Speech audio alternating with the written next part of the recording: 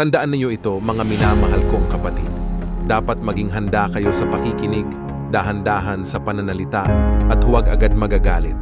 Sapagkat ang galit ay hindi nakakatulong sa tao para maging matuwid sa paningin ng Diyos.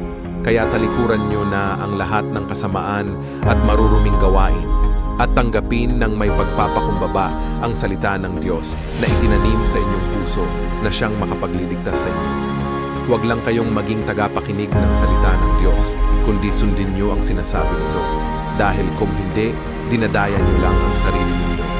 Dahil kung nakikinig lang ang isang tao sa salita ng Diyos, pero hindi naman niya tinutupad ang sinasabi nito, katulad siya ng isang taong tumitingin sa salamin na pagkatapos makita ang sarili ay umaalis at agad kinakalimutan ang ayos niya.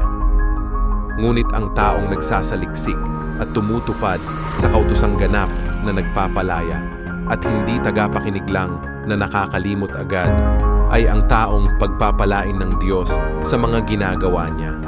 Kung may nag-aakalang siya ay relihiyoso pero hindi naman magawang pigilan ang dila niya.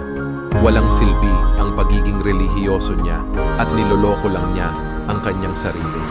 Ang pagkarelihiyosong itinuturing na dalisay at walang kapintasan ng Diyos Ama ay ito: ang pagtulong sa mga ulila at mga byuda sa kahirapan nila at ang pagtalikod sa lahat ng kasamaan sa mundong ito.